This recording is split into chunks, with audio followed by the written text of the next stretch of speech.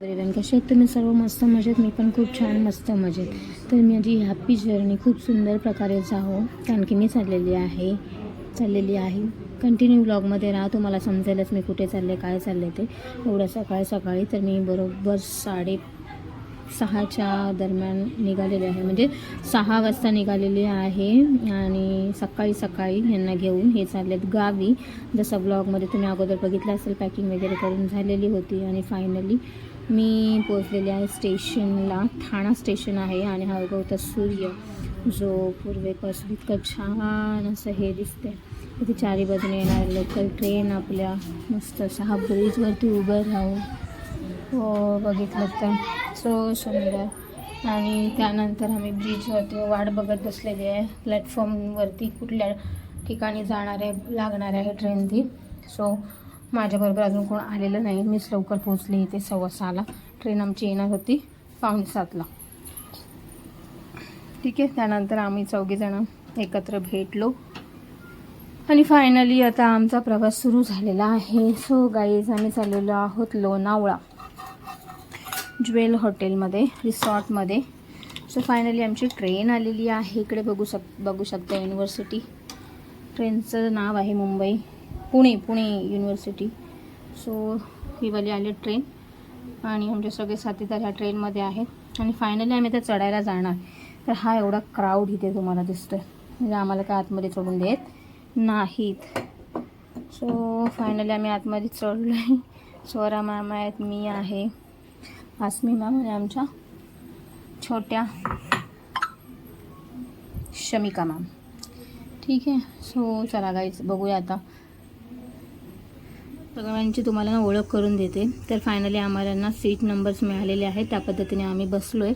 आणि खूप छान. ह्या ट्रेनने तुम्ही पहिल्यांदाच प्रवास करते. ह्या जास्त गोड हसतात ना, त्या आमच्या ममता दानवेर मॅडम आहेत. बाजूला आर्या हर्डीकर मॅम आहेत, खूप छान अशा डॅशिंग अशा आपल्या लीडर आहेत. त्यानंतर खास फ्रेंड माझी नीलांबरी कांबळे, त्या देखील आहेत. त्यानंतर इकडे सपना गोळे मॅम आहेत, जो खूप अभ्यास करत आहेत. त्यांच्या बाजूला ज्या आहेत त्या आहेत आपल्या श्रद्धा मॅम, आणि ह्यांचा अभ्यास काय थांबत नाही आहे, बघाल तर खूप अभ्यास करतात. आणि आमची अशीच मज्जा मस्करी चालली होती. सिटिंगची अरेंजमेंट अशी असते ह्या ट्रेनमध्ये. आणि ह्या आमच्या स्वरा सावंत मॅम आहेत.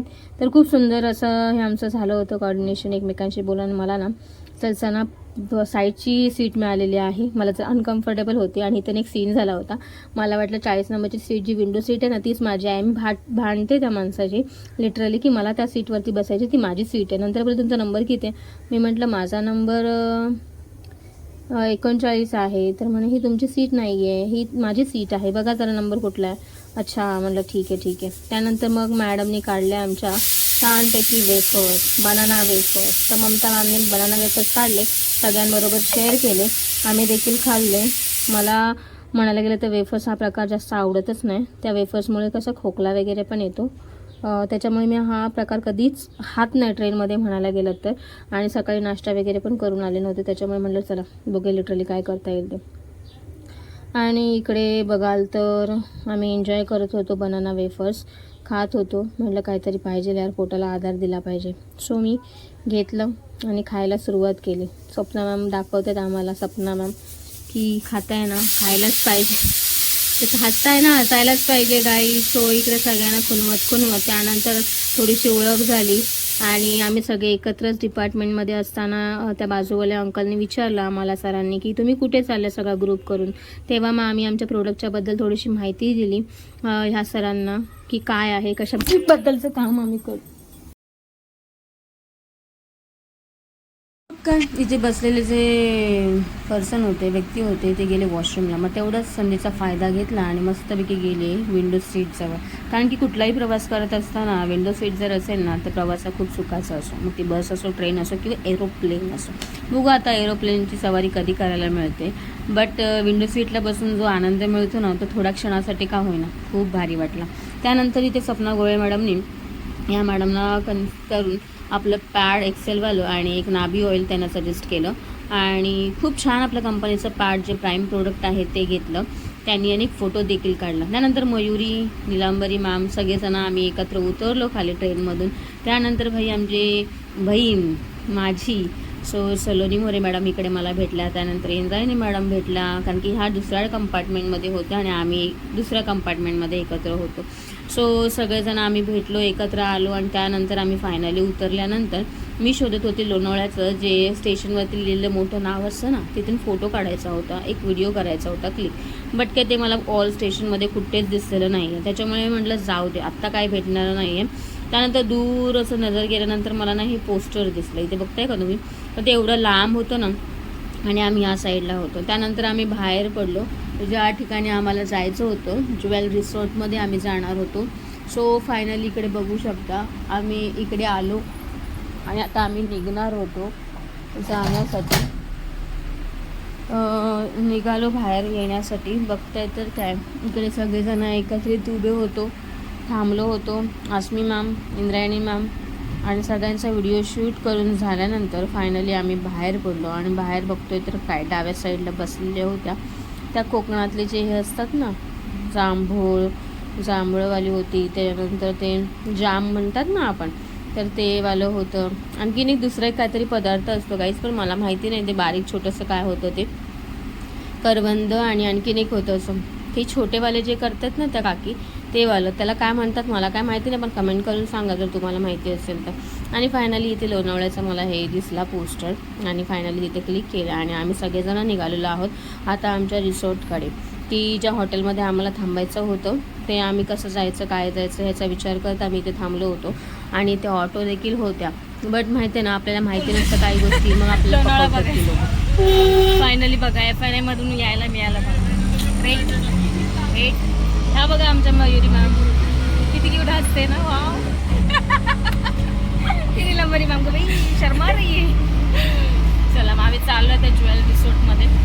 फायनली आमचा प्रवास तिकडे गेल्यानंतर आता भूक लागली, बोलायची काही ताकद नाही माझ्यात आता.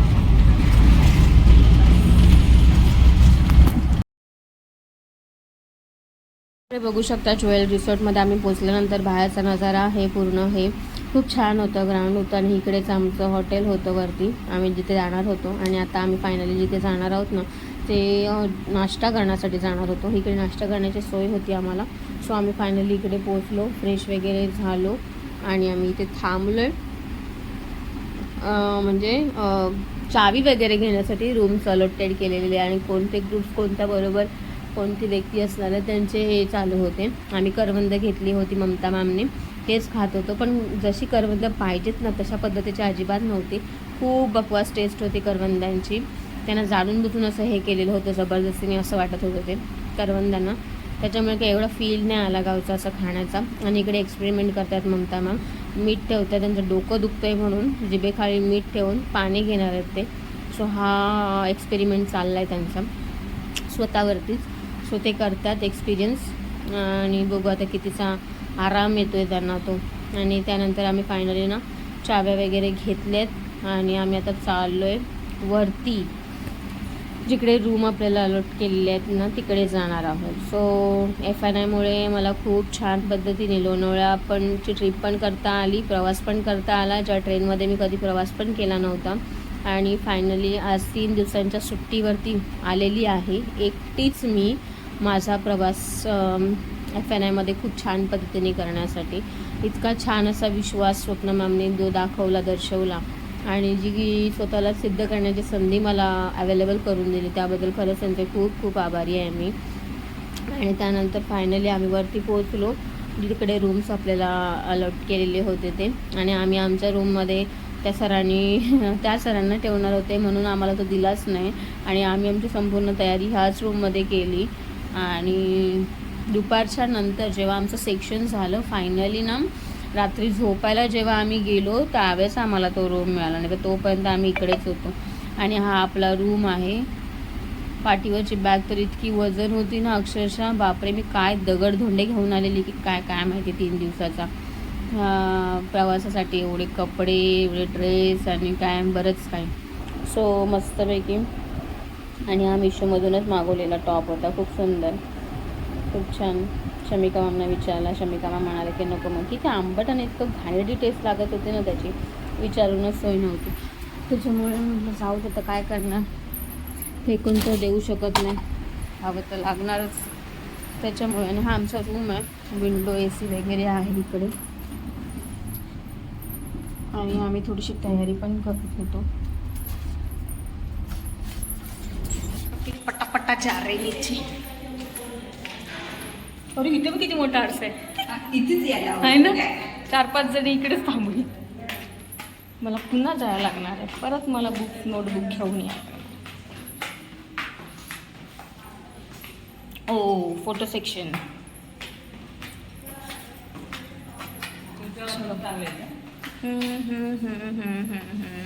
याबरोबर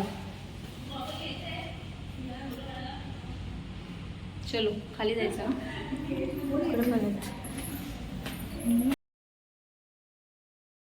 गेल्यानंतर बघू शकता आमच्या प्लेटमध्ये नाश्त्यासाठी काय व्हरायटी होती.